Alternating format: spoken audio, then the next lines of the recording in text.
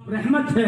सहाबा में भी था, लेकिन सहाबा ने झगड़े नहीं किए, सहाबा ने मुनाजरे नहीं किए, सहाबा ने एक दूसरे की टांग नहीं खींची, सहाबा ने एक दूसरे पे फतवे नहीं लिए। आज सब्जी महंगी हो गई, फतवे सस्ते हो गए।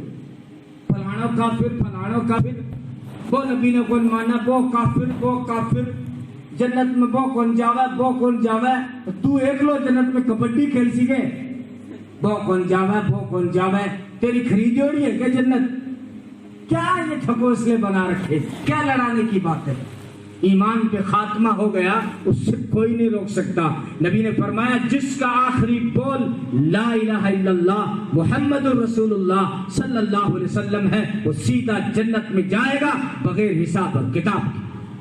इसलिए फरमाया, माओ को हुक्म दिया कि जब बच्चा बोलना शुरू करे तो उससे सबसे पहले कलमा पढ़ा सिखाओ, कलमा सिखाओ उसे, ला इलाहा इल्लल्लाह। हमारे माशरे की अम्मियां ये नहीं सिखाती, कलमा तो कोई 11 साल बाद सिखावे। पहले तो बेटा बोल टाटा, नाच के दिखा बेटा, और कितनी शुरूप ला के माली छोरी, ये कोई सिखाने की बात नहीं थी। जो सिखाना था तो वो सिखाया नहीं। माँ की तरबियत का असर होता है औलाद पर। जब माँ बड़ी होती है, मेरी हंसने की बात नहीं है, पल्लू पे बांध के ले जाओ इन बातों को, कि जब माएँ बड़ी होती हैं उनके किरदार साफ होते हैं।